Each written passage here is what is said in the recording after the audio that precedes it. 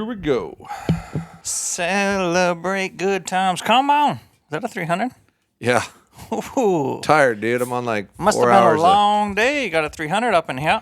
I've been on 4 hours of sleep since Wednesday night, Thursday morning, however you want to call it, each night on average. Dang, Scuba Steve. I only got 120 milligrams.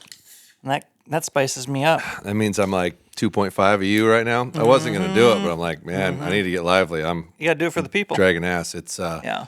It's Tuesday, so I'll probably get like 4 or 5 hours of sleep tonight.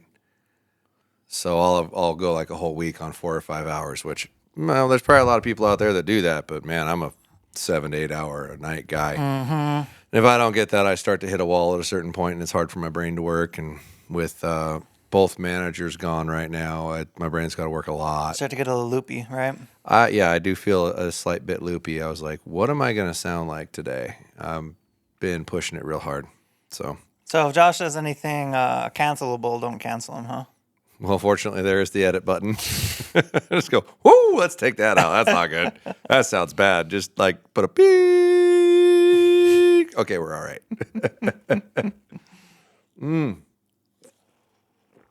So what's on your mind today, Timmy? What's on my mind? I don't know, man. I know what's on my mind. Yeah. I just proved to you that you're not pushing and pulling. Yeah, exactly. At your own behest, I might add. No, I'm not. I just needed something I could feel, you know? Mm-hmm. Something a little more tangible than words. And you felt something, didn't you? Yeah. Like, holy shit, this is hard to pull. Yeah, you're pushing and pulling hard. So I don't even feel like I'm pushing and pulling that hard, too. You're a big push puller. Some would call it preload. Yeah. Yeah. You have a decent amount of load.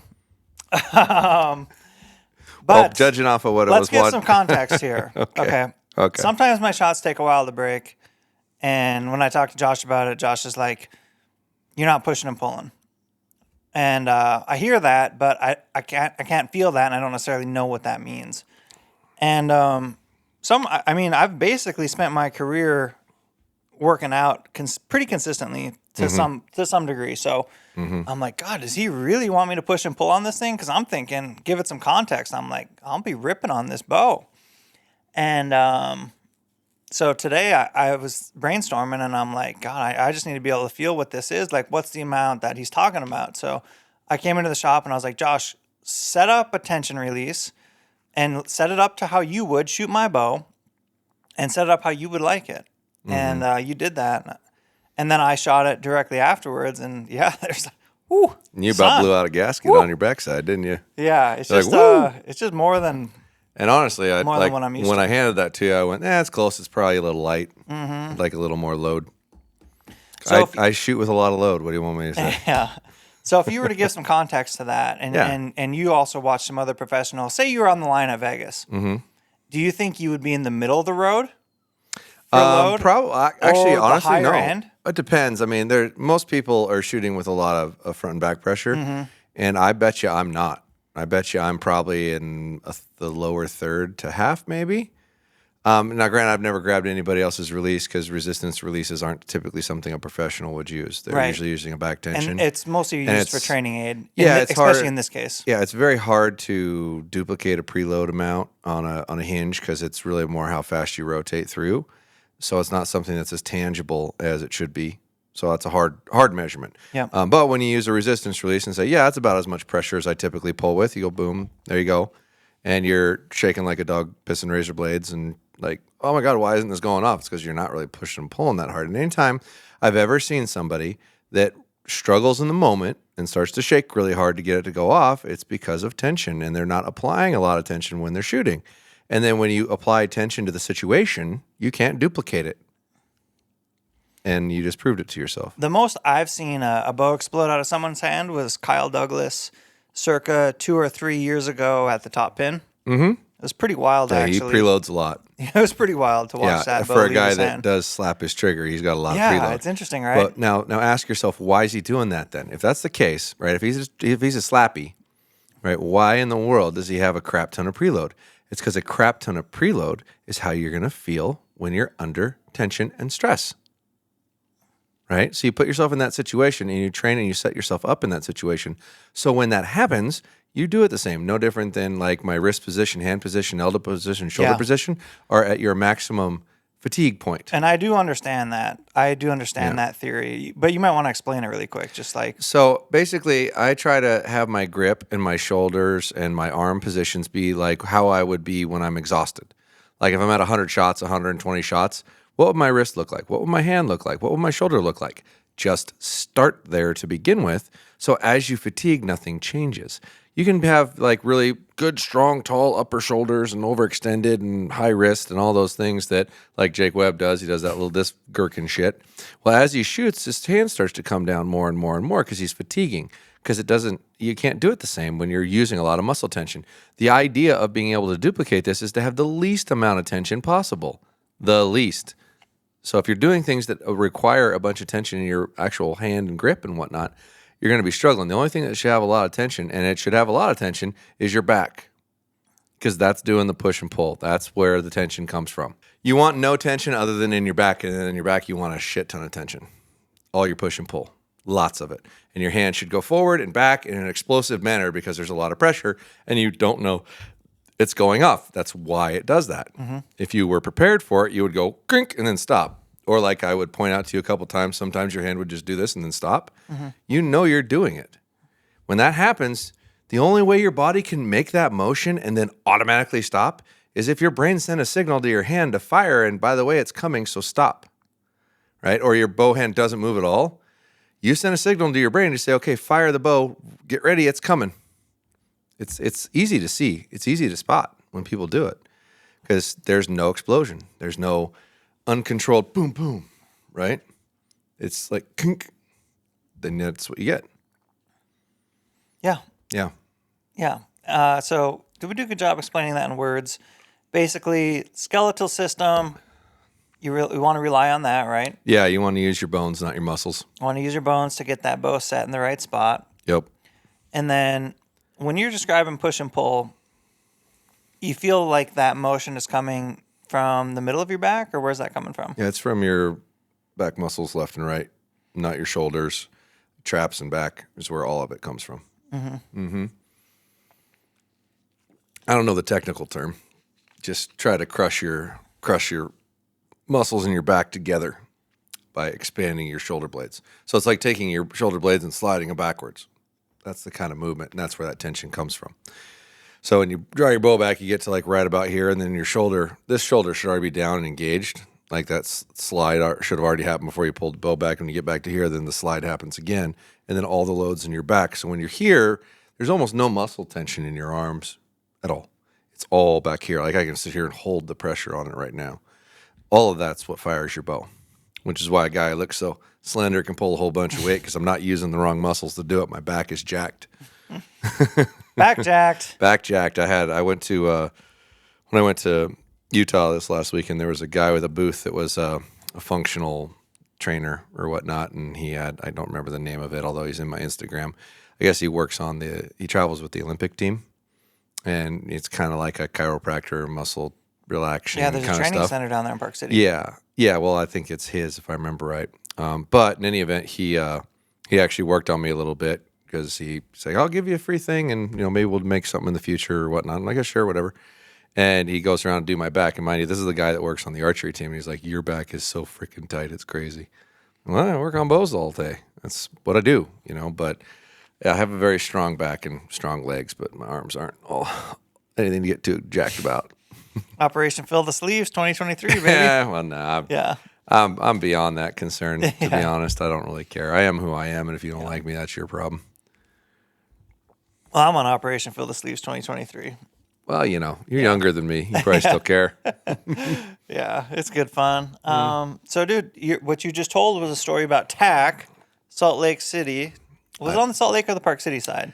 It is. Well, it was on Mount Solitude, and it's that's. Did you go in through Park City? No, we went in through Salt Lake, but you can. It's a loop. Yeah. So you could have kind of gone either way.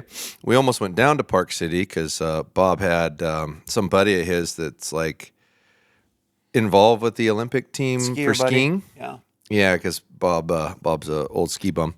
And we were invited to watch their aerial displays. They do, practice in the ski jumps into a pool or whatnot. Mm-hmm. And our scheduling just got jacked up, and we ended up not going. But like, he had much to do, VIP passes and up to 8 people, and this little they'd do like an hour show, and I really wanted to go see it, but we'd keep getting stuck there late. Too many things pulling you. Yeah. I mean, it's hard. You get in that environment, and everybody wants to talk to you, and I want to listen, and I want to talk to them. This is pretty much the end of the TAC season. Yeah, this is the last one. Yeah. It's they finish it off with a bang with a 5,000 person participation deal, and it's actually on 2 resorts. And the first one we went and shot, like one of the sides of the resorts where like the harder ones were, they couldn't drive to. So for you people watching at home, a lot of times when you have like video crews and things like that, they take you out early. So they drive you out up to the mountain, to the top, so you can shoot whatever course you're going to shoot and try to get off the mountain relatively early to where you're not screwing up people's flow. And if you like have a booth there or whatnot, if you want to shoot, but you still got to get back and work your booth. So that's typically the people that go up in those crews.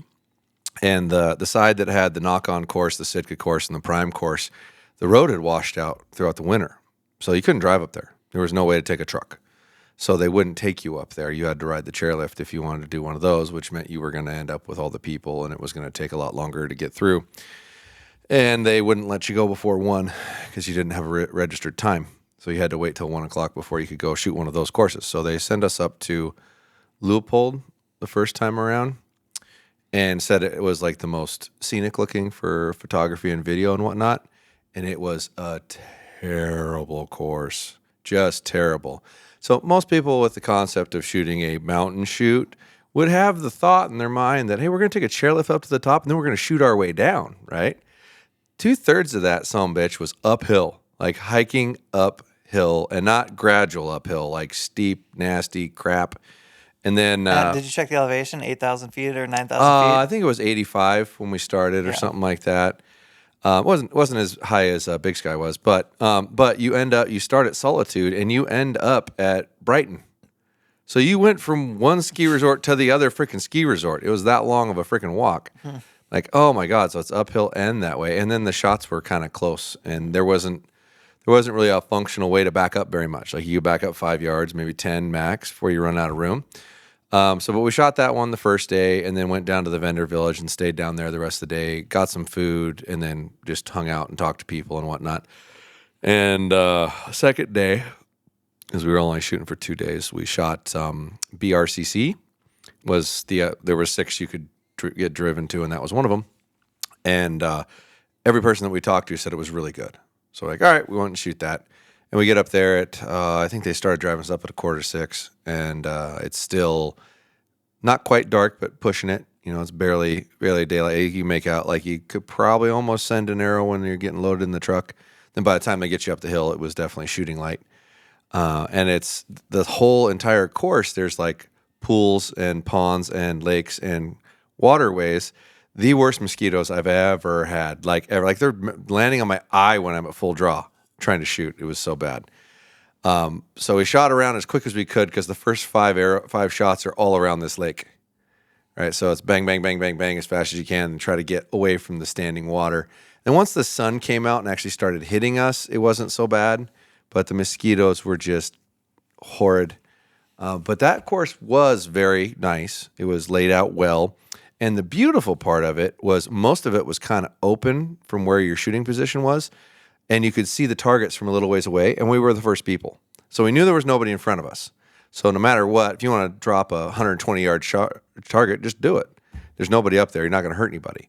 And so we made like 6 or 7 of the shots, triple digits. We did. We shot a goat at like a little over 100, like 110. Did a deer at 110 through a tree, ricocheted off the tree, but still hit the target. The farthest one we did was a 145-yard mule deer. And my sight only went out to like 125, so I kind of had. For that? No, I did not. Yeah. I hadn't tried to figure it out, but neither did anybody else for that matter. But everybody shot at it, and I was the only person to hit it. But then you go out to the actual shooting position, and it was like 75 yards, so it wasn't too bad. But we were able to stretch a bunch of those out and make it kind of more like like one of the harder TAC courses, with beautiful views and really majestic and nice scenery and easy walk down. almost nothing up. It was pretty calm. And I walked right back down to Solitude. And then we went back to the house real quick to eat some food and get changed. And then we decided to shoot the Nockon course. Round 2, baby. Yeah. So, and then that one, we rode the chairlift up to the highest peak. And dude, I did a little reel from up there or whatnot. And dude, it was so beautiful. That whole place is so interesting because there's like 6 ski resorts within a half hour. Mm-hmm. It's like every mountain's its own ski resort as you go around this little chain. Best snow in the world. Yeah, it's unbelievable. I guess they had like. Do you know why? Why? Lack of humidity. Oh, they get really dry, fluffy snow, and a good chunk of it. Yeah, I know. There's like the Snowbird or whatever's there. I don't know all the names. Snowbird, Alta, the 2 Brighton, you were on. Yeah, Brighton, Solitude. And then I think there's 6. Yeah, and then if you go to the Park City side, it's Deer. There's Park City, Deer. I don't know. There's 3 on the Park City side. Yeah, it's crazy. There's so many. There's just nothing but freaking ski resorts, and the fact that they can coordinate with a couple of them and put that together to allow 5,000 people to go up there and shoot, which it sells out. It's crazy. It's a lot of logistics, dude. Yeah, Dudley's course was really challenging. The first 6 targets especially, because it's physically challenging just to get down to the targets where they are. Like, it was like cliffy type stuff that you had to go hike down in soft dirt. And as we're going through it, there's piles of snow still. It's like almost July, and you look over off to your side, and there's a foot of snow over here. Stash of snow. Yeah, and then you get down to target 10, and John's standing at his Sasquatch to shoot the old Squatchy. And we get down there, and he said, "Well, looks like you guys are my last group. I got to get down to my booth, so let's do something fun. Let's back up." And there was a snowbank that was like 2 feet deep that was 125 yards. He said, "That's as far as my sight goes. Let's shoot it from back here." And we all shot it together, and I got a 12. Yeah, and nice. Dan got a 10 on it, and John actually shot it up in like the shoulder. Unfortunately, he looked pretty wiped. He'd been standing out there all day. I can't blame him. 125 yards is a long way. That's a poke, man. But and then ended up talking to him for like a half hour. It was really good. He's a really good dude. It's the most I've ever talked to him. And then we ran into him when we got done with that because he was doing like a meet and greet at like 5 o'clock at his booth. And we didn't even get down there till after 6. Had to go meet some kid at the Shields booth that was like a mega fan that we were FaceTiming with, and had to at least we're gonna go back to the house, but it's like we got to go find that kid and shake his hand and say hi to him because he was freaking out so much. And then there ended up being a lot of people there still, so we went through and talked to everybody. We were there till like 8:30ish, something like that, 9, and then had to get up at 2:30 in the morning to take 2 of the boys to the airport, and Bob and I drive back so I could get to the shop at before 4 and print labels for the next day's sales. Because pretty big send, man. Yeah, because Dougie, the online manager, was this is his week off.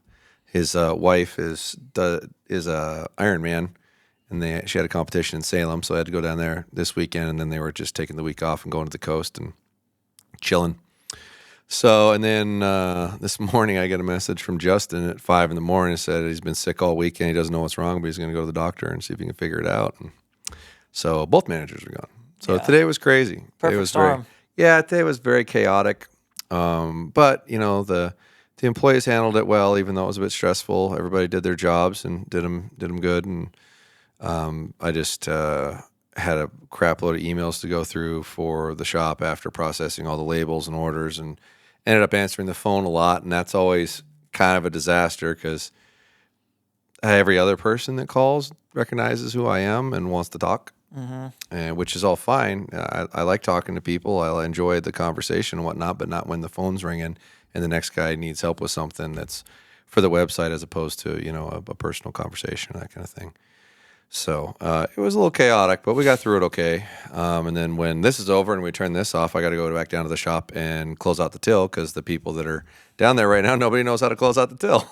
I don't know if I've doing it today because it's always Justin or me doing it for the most part. So yeah, the joys and beauties of being a business owner. Yeah, pros and cons, right? Well, it's always tough when you miss a couple days of work anyway. You always come back to more work than normal, but then to have somebody else's complete job on top of it, and it's like, oh shit, this is gonna suck. So, but worked our way through it and even had enough time to have lunch. Oh, nice. Yeah. Well, you guys decided to keep score or not keep score this time around? No scorekeeping. No scorekeeping. Just had fun slinging arrows. Just had fun slinging arrows and, talking shit. Talking shit. Yeah. Who's the best shit talker? But when group?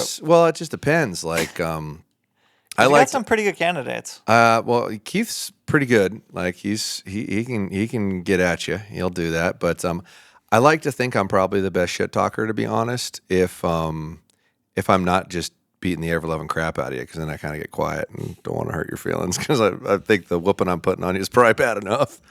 But no, I like to think probably me. I do enjoy shit talking. You do. I do enjoy it, and I've got some great zingers, some great one-liners, some make you just want to crawl in a hole and die. But that's just my competitive nature in me, and I've gotten better about kind of reserving that a little bit. But I mean, dude, I would talk shit to my kids when we were playing basketball when they were little.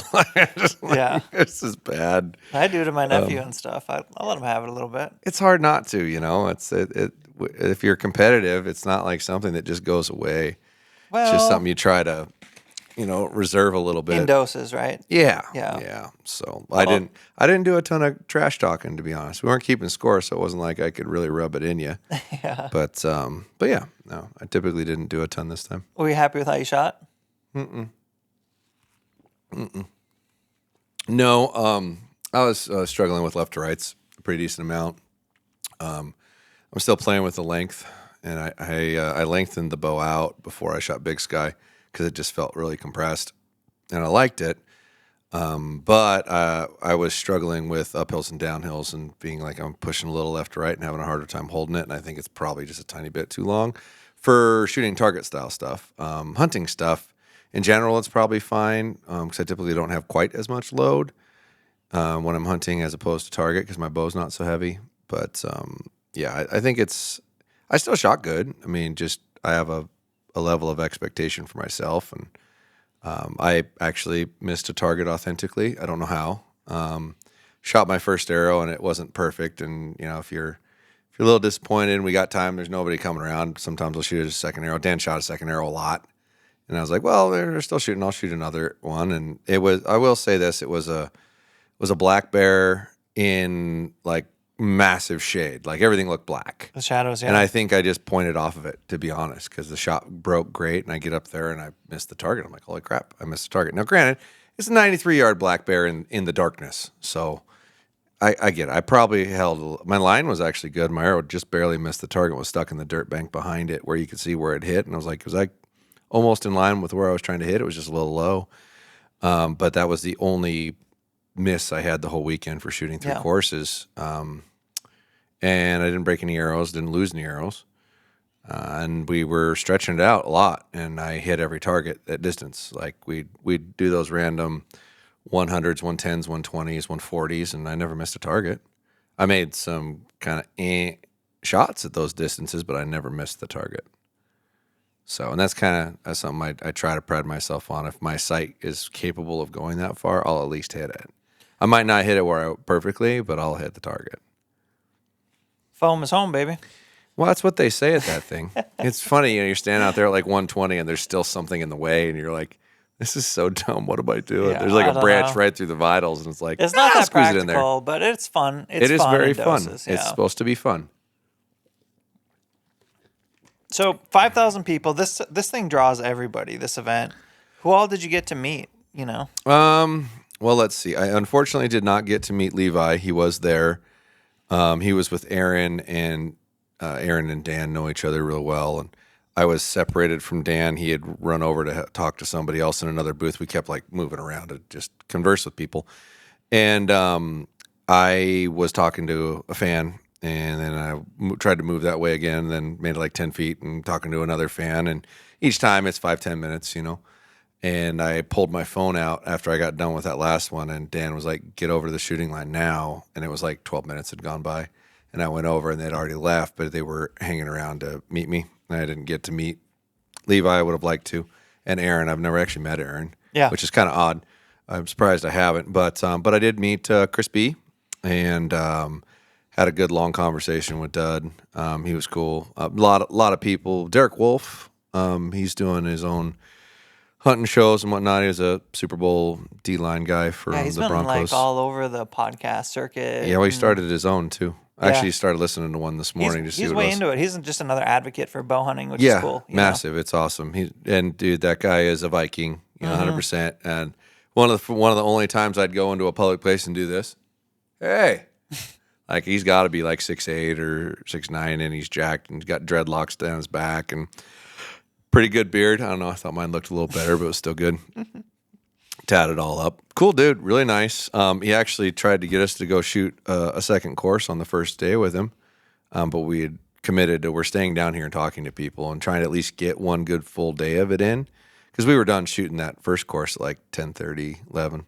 So we had 6 hours or whatever of time to just talk to people and talk to vendors, talk to fans, customers, what have you. I had a ton of people come up to me. Like, it was more obviously than Big Sky, just because there's more people. And I got two things that I came away with that really appreciating. One, I would say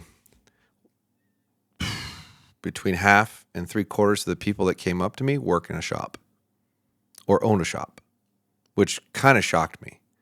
That they were like, dude, I watch your stuff all the time. I've learned so much and blah, blah, blah. I'm like, you work in a shop? What do you mean? It just kind of scratched my head. Like the super fan works in a shop, right? I mean, all of it. Like, it was amazing how many of them worked in a shop. If you're a shop owner or a shop tech in North Dakota and you have a question, who are you going to call? Yeah, you're probably get on Ghostbusters? You have to have like a peer group, and you may not have a peer group. There might not be another shop for 100 or 150 miles. Yeah.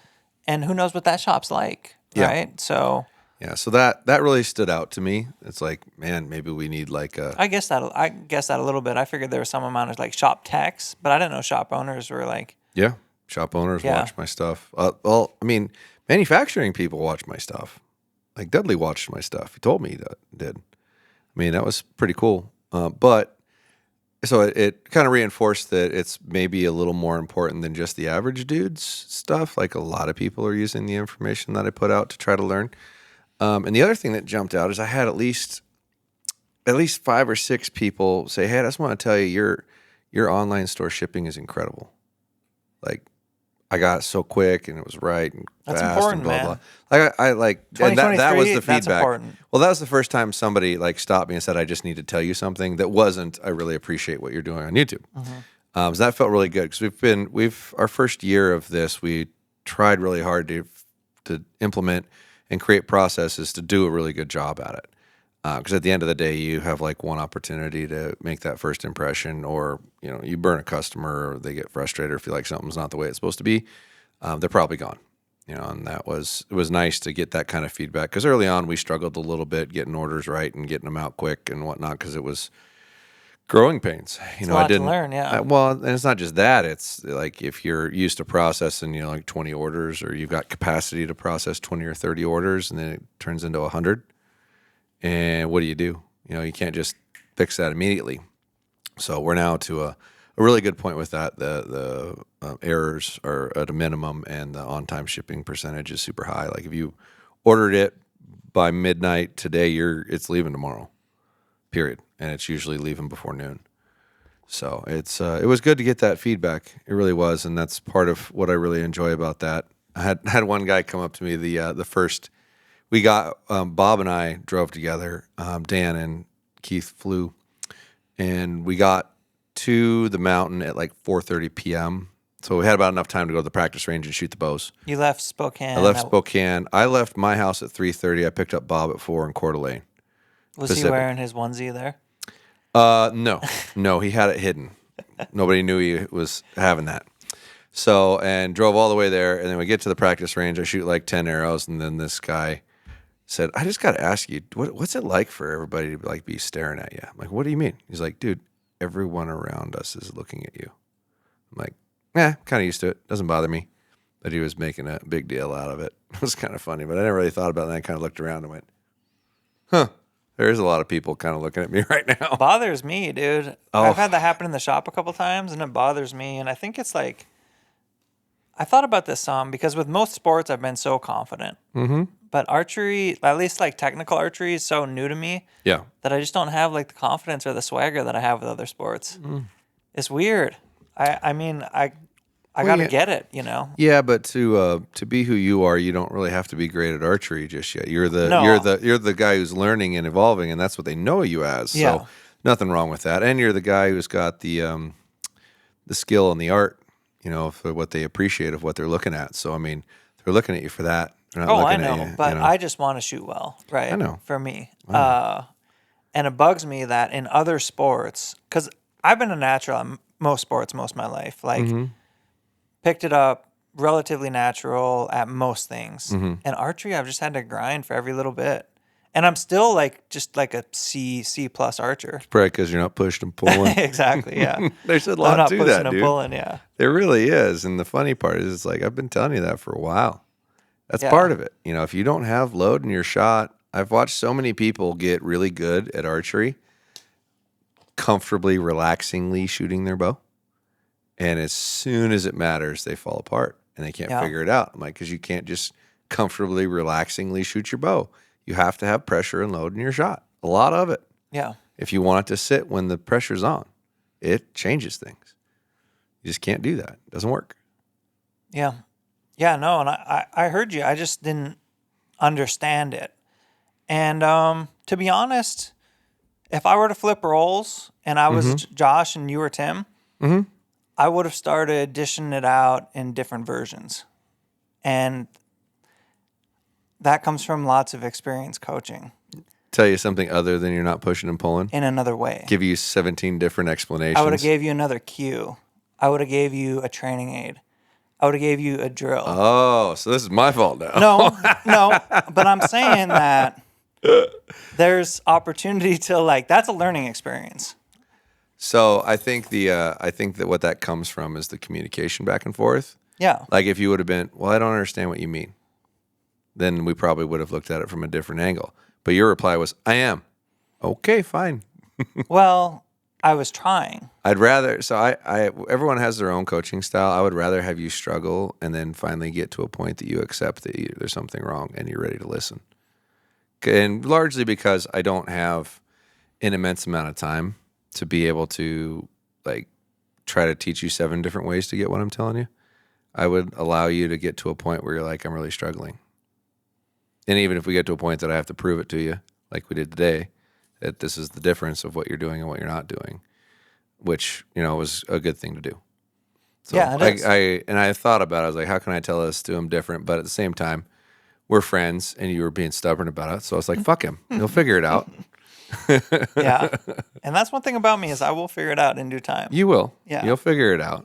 So, and it's a progression of that. And I appreciate learning at my own speed. That's something that I do appreciate is that the journey that is like, you get to be a part of, you know. What's that old saying? It's like, it's your story, write it how you want it kind of thing. Mm-hmm. And that is something that I appreciate. So, yeah. But, yeah. Today was pretty, what's the right word? Eye-opening? Eye-opening is a good word, yeah. Okay. Yeah, it was. It was good. Mm-hmm. So. Good. Hopefully you like retain what we just talked about and apply that into your actual shot. I'm sure fixing to try. Yeah. What do you think about hunting? Is that like, are you at full draw for a long time with that kind of pressure?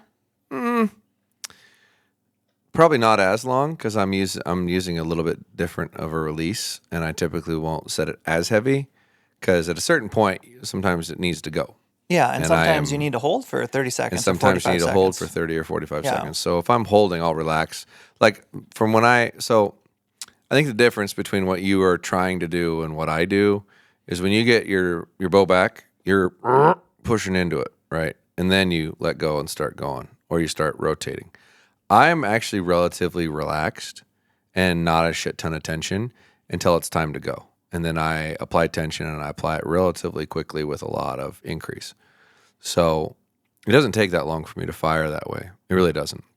The only time I do is when I feel a little overextended And I ran into that on some of the stuff at TAC because the angles you were shooting at, you're going to lose some draw length when you do it, and it got hard to pull through.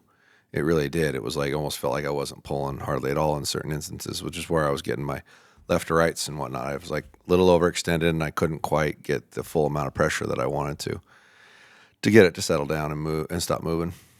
So, but yeah, it's I don't shoot hunting the same way. I kind of do, but not quite. I don't anticipate as much load or as much pressure, especially because I'm probably going to have the worst angles and the worst loss of position in that scenario. So on a lot of that, I'll build a bow for open country hunting, and I'll build it differently than I would a tree stand or a ground blind bow. Tree stand or a ground blind bow, you're almost always shooting at an angle from a sitting position. You're going to be shorter. So I will actually set up the draw length differently. I'll set up the positions of it differently. Type of sight I'll use will be different. Type of arrows I would use would be different because I'm going to maximize my ability to get the best performance out of my setup based off of what I'm trying to use it for. Just like a bow that I would set up for TAC would be different than the way I would set up a bow for, ASA at 50 yards or less or something where you're 50 and in. I wouldn't build it the same. I would probably slow it down because if it's known distance, I would have my peep in a different position because I'm only shooting out to 50, so I would probably have my peep set for like 40, somewhere around there. I mean, take advantage of what you intend to use your equipment for and set it up for that. That's just how I do it, personally. I like to squeeze every little ounce of benefit I can get out of everything because I'm just a nerd like that. Somebody commented in your comment section one time, like, you would build a bow for that. Like, if there's something to do, you'll build a bow for it. Yeah, why wouldn't I? It's funny. I remember when I was a lot younger and not before I was married and just was a complete nerd with stuff, I would make up reasons to have another bow. Like, okay, I got like my whitetail tree stand, my Washington whitetail tree stand bow, got my Idaho tree stand bow, I got my running and gunning Washington bow, I got my Idaho running and gunning bow because the laws were different, right? So the equipment you could use. I'd have like a predator bow because the laws are different for that. I'd have a 3D bow. I'd have an indoor bow. What else? I'd come up with something. I had like 8 or 9 setups just because I could. Why wouldn't I?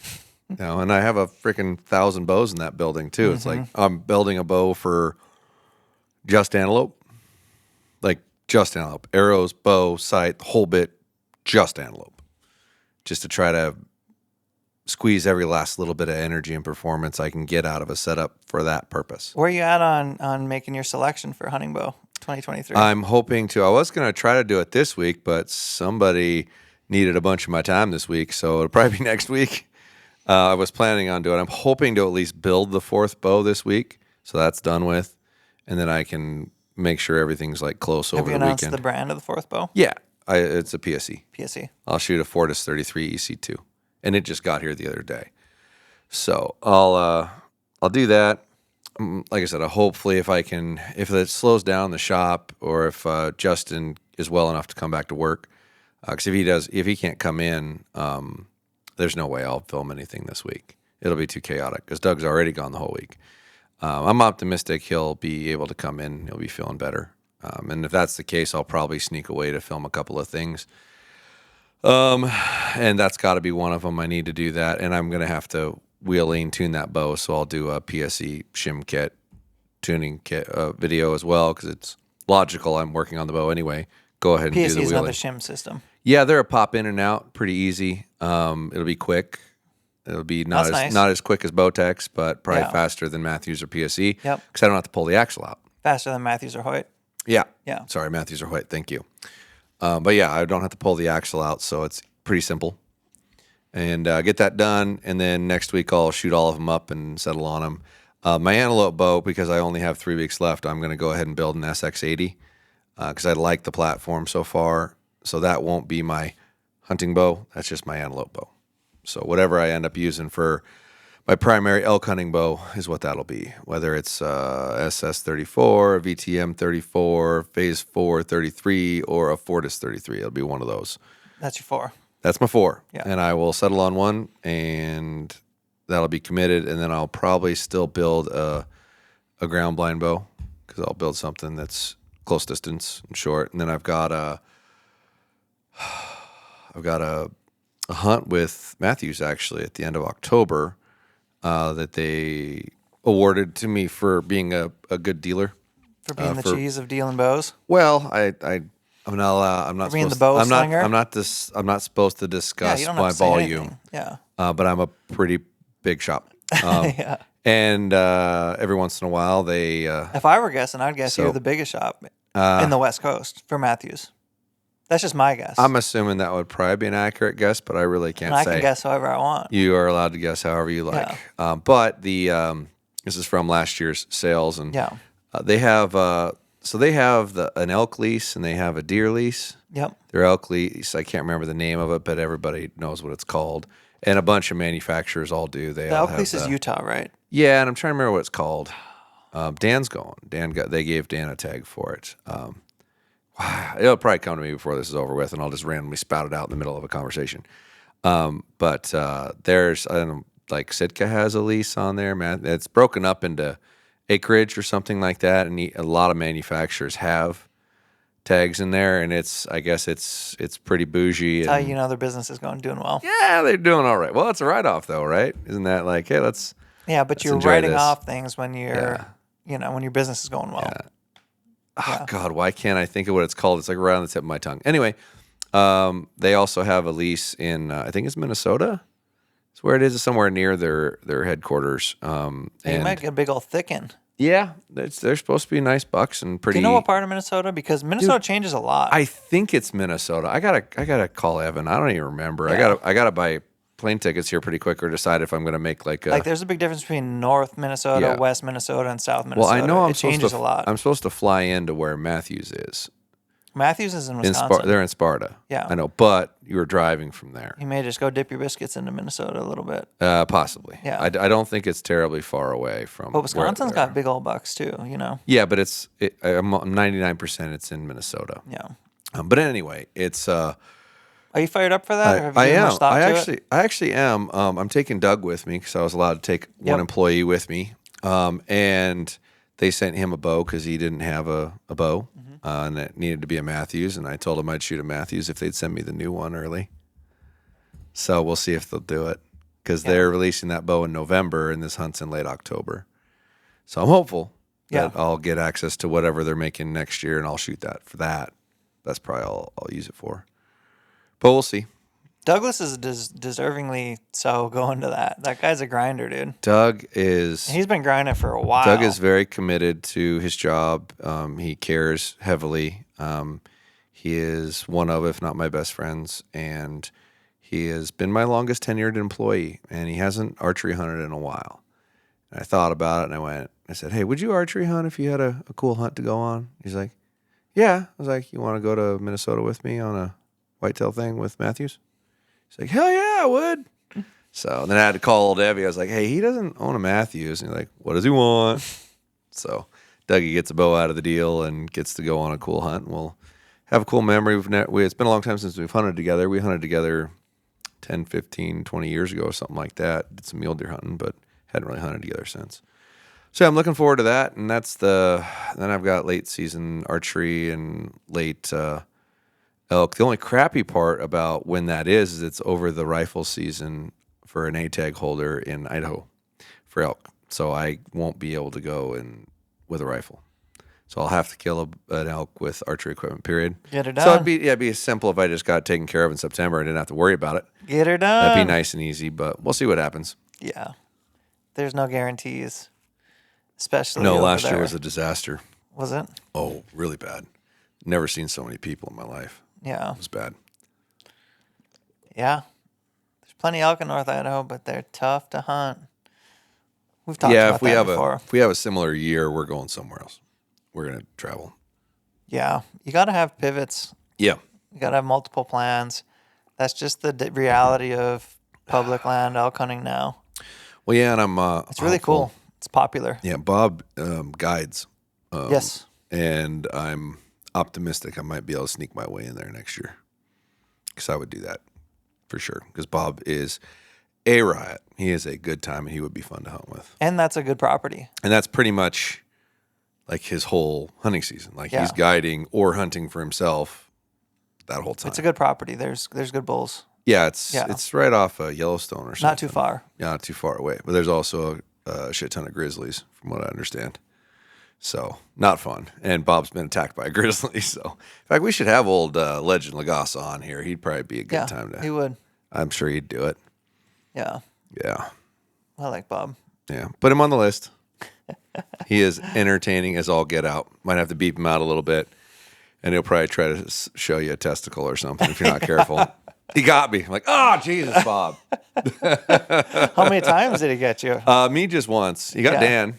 Oh, yeah. Dan was filming and whatnot. He was filming. It was pretty good. But God, he's just always got a joke, always cracking up, always making people laugh. He's just hilarious.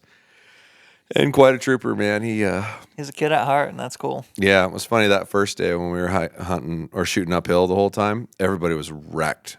We shot 2 courses the second day and felt way better than the first day. That was just brutal. Very brutal. Yeah. Yeah, but that was an amazing event, and I'd definitely go back. It'd be very hard not to. I mean, they had such a great amount of people, and everybody was so awesome. I mean, it was just, I don't know why I wouldn't go back. If you're penciling in stuff for next year, what stuff do you want to pencil in? Like, you've been to Big Sky now. You've been to Utah. I'd do both of those again. Do you want to do them again? I'll do them again for sure. I'll go to Redding again. Probably going to go to Vegas. I haven't ever done that before, and you're already committed to Vegas. Yeah, that's right. I shouldn't say probably. I am committed. I told Joel Turner I'd go, so I got to go. And I probably ought to start setting up an indoor bow here pretty soon. But indoor stuff's or new target bows are going to start coming out pretty soon. I think. What's that cycle? I think Hoyt's is actually coming out in August. Believe it or not, Hoyt's new bows. PSE's new stuff comes out in October. Matthew's new stuff comes out in October, I want to say. I don't think Bowtech's changing anything. I'm pretty sure they're going to run the same bows they came out with this year with zero change. But I don't know that for sure.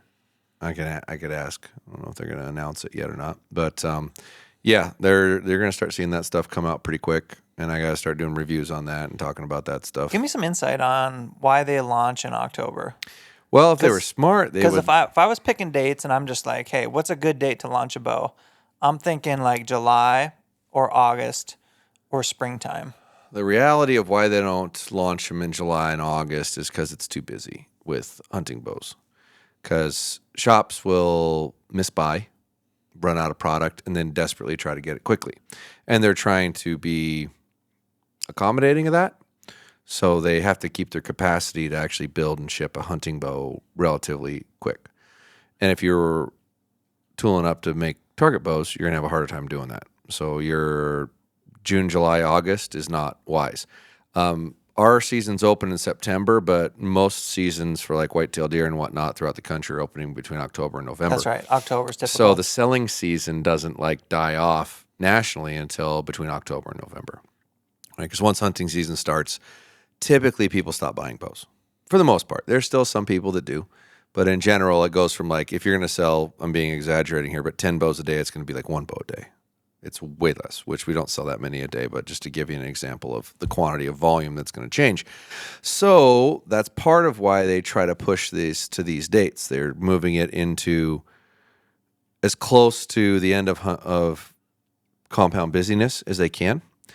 I would really personally prefer they all launched in August because target seasons are over, right? So you're not going to conflict on somebody panicking trying to get a bow in 2 weeks because they're leaving for this tournament or that tournament in 3 weeks, that kind of thing. It's pretty much over with. The indoor season doesn't really get going until like December, January, somewhere in there, depending on who you are, where you are, what your demographics are, and what people do. So that gives you a good amount of lead time for ideally all the target bows to be out, and then you can get it before target season. And that's the problem with the way they do most of the target bows is most of them don't launch until the hunting bows launch. So it's November. A lot of them launch in November, late October, early November. Well, target season starts like December 1st. Wouldn't you want to be using your new bow for target season?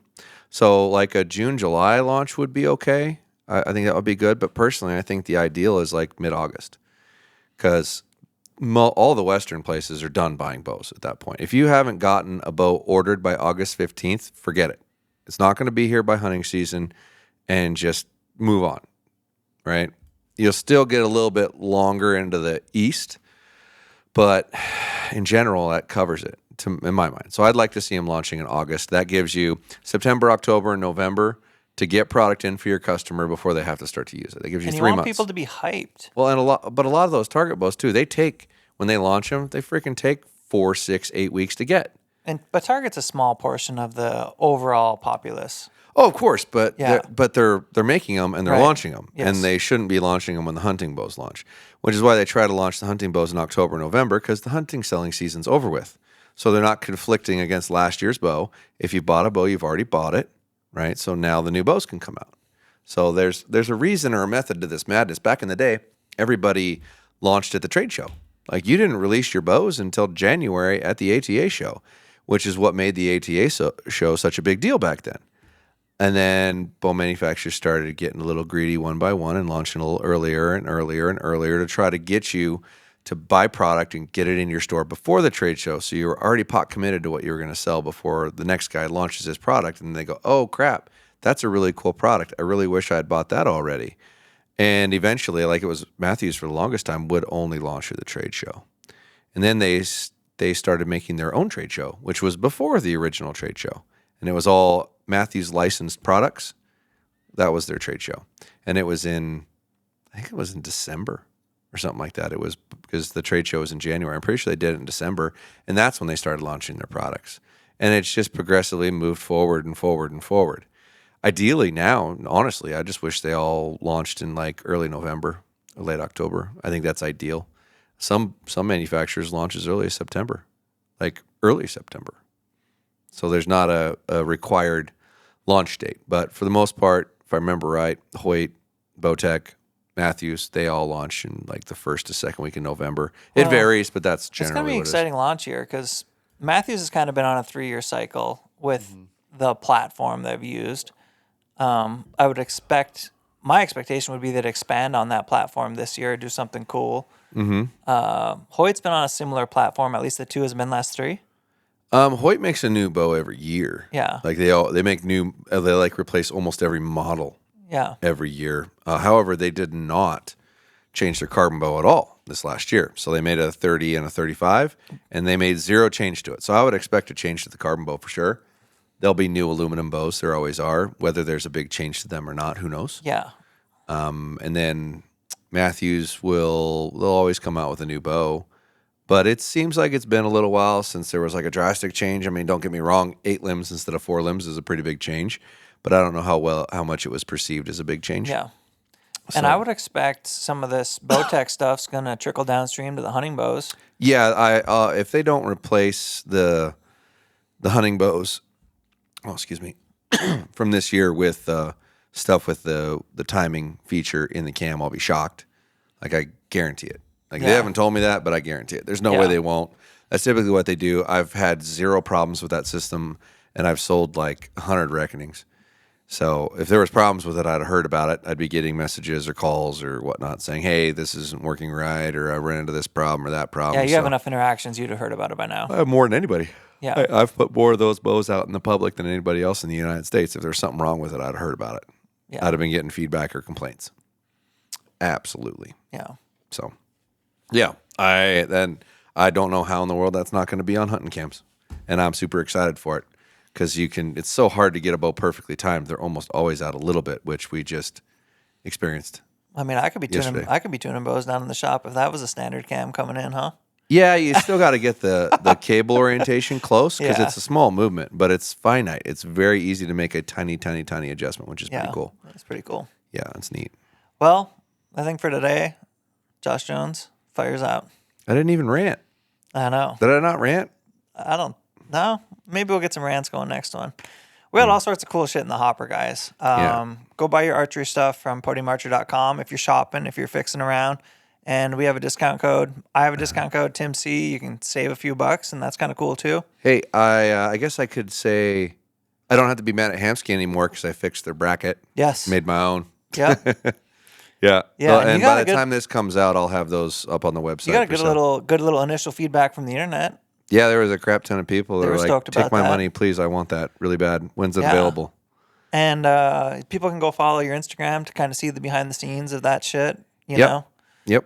That's where you get to kind of be at the leading edge of what's going on. Yeah, I'll keep making crap. You're making stories now. I am. Posting. I'm not doing it consistently enough yet. That's coming. I promise. Yeah. I'm getting better. I'm getting coming. better. It'll be all kinds of interesting and all kinds of good information out there. But yeah, I'll keep making products and little parts and whatnot. It's like if something's wrong, I'm just going to fix it. I'm tired of trying to fight with a manufacturer to fix their own problem. I'll just fix it for them.